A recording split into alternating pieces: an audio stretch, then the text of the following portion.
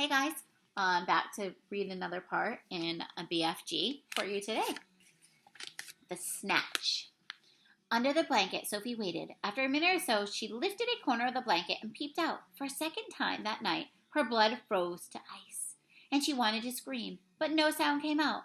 There at the window, with the curtains pushed aside, was the enormous, long, pale, wrinkly face of the giant person staring in.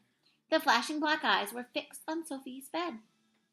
The next moment, a huge hand with pale fingers came snaking in through the window. This was followed by an arm as thick as a tree trunk. In the arm, the hand, and the fingers were reaching out across the room towards Sophie's bed. This time, Sophie really did scream, but only for a second because very quickly the huge hand clamped down over her blanket and the scream was smothered by bedclothes. Sophie, crouching underneath the blanket, felt strong fingers grasping hold of her, and then she was lifted up from her bed, blanket and all, and whisked out of the window. If you can think of anything more terrifying than that happening to you in the middle of the night, then let's hear about it. The awful thing was that Sophie knew exactly what was going on, although she couldn't see it happening. She knew that the monster, or giant, with an enormous, long, pale, wrinkly face and dangerous eyes, had plucked her from her bed in the middle of the witching hour, and was now carrying her out the window and smothered in a blanket. What had actually happened next was this. When the giant had got Sophie outside, he arranged the blanket so that he could grasp all four corners of it at once in one of his huge hands, with Sophie imprisoned inside. In the other hand, he seized the suitcase and the long trumpet thing, and off he ran. Sophie, by squirming around inside the blanket, managed to push the top of her head out through a little gap just below the giant's hand. She stared around her. She saw the village houses rushing by on both sides. The giant was sprinting down the high street. He was running so fast, and his black cloak was streaming out behind. Oh, there's his hand. And here's him running. Him like the wings of a bird. Each stride he took was as long as a tennis court. Out of the village he ran, and soon they were racing across the moonlit fields. The hedges dividing the fields were no problem to the giant. He simply strode over them.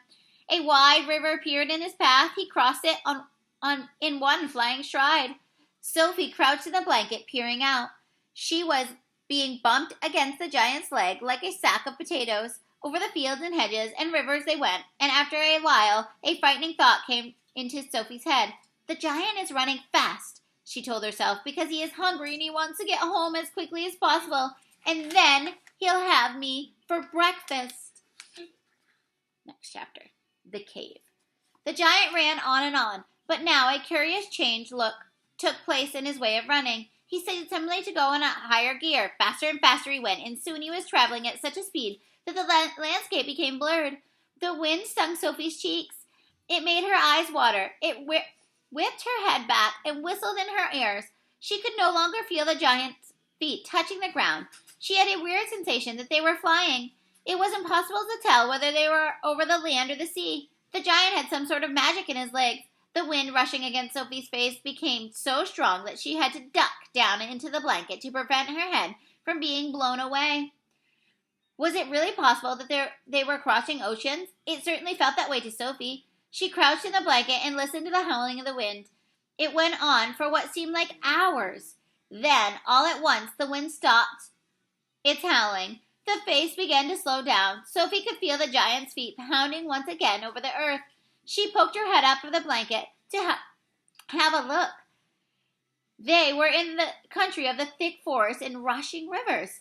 The giant had definitely slowed down and was now running more normally. Although normal was a silly word to use to describe a galloping giant, he leapt over a dozen rivers. He went rattling through a great forest, then down into the valley and up over the range of hills as bare as concrete. And soon he was galloping over the desolate wasteland that was not quite of this earth.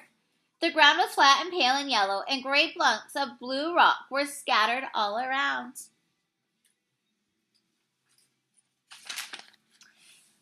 And dead trees stood everywhere, like skeletons. The moon had long since disappeared, and now the dawn was breaking. Sophie, still peering out from the blanket, saw suddenly ahead of her a great craggy mountain. The mountain was dark blue, and all around The sky was gushing and glistening with light. Bits of pale gold were flying among delicate frosty white flakes of cloud, and over to one side of the rim of the morning sun was coming up red as blood. Right beneath the mountain, the giant stopped. He was puffing mightily. His great chest was heaving in and out. He paused to catch his breath. Directly in front of them, lying against the side of the mountain, Sophie could see a massive round stone. It was as big as a house. The giant reached out and rolled the stone to one side as easily as if it had been a football. And now, there, where the stone had been, there appeared a vast black hole. The hole was so large, the giant didn't even have to duck his head as he went in. He strode into the black hole, still carrying Sophie in one hand and the trumpet and the suitcase in the other. As soon as he was inside, he stopped and turned and rolled the great stone back into place so that the entrance to his secret cave was completely hidden from outside. Now that the entrance had been sealed up, there was not a glint of light inside the cave. All was black. Sophie felt herself being lowered to the ground. Then the giant let go of the blanket completely. His footsteps moved away, and Sophie sat there in the dark, shivering with fear. "He is getting ready to eat me," she told herself. "He will probably eat me raw, just as I am. Or perhaps he will boil me first. Or he will have me fried. He will drop me like a rasher of bacon into some gigantic frying pan, sizzling with fat." A blaze of light suddenly lit up the whole place. Sophie blinked and stared. She saw an enormous cavern with a high rocky roof. The walls on either side were lined with shelves, and on the shelves stood row upon row of glass jars. There were jars everywhere. They were piled up in the corners. They filled every nook and cranny of the cave, and in the middle of the floor there was a table 12 feet high and a chair to match. The giant took off his black coat and hung it against the wall. Sophie saw that under the cloak he was wearing a sort of collarless shirt and a dirty old leather waistcoat that didn't seem to have any buttons. His trousers were faded green and were far too short in the legs. On his bare feet he was wearing a pair of ridiculous sandals that for some reason had holes cut along each side, with a large hole at the end where his toes stuck out.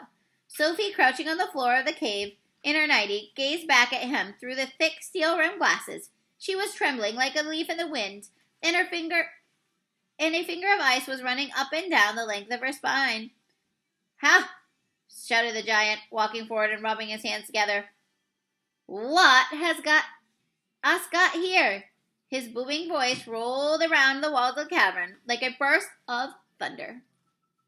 All right, we'll find out what happens to Sophie and the giant next time. Bye, guys.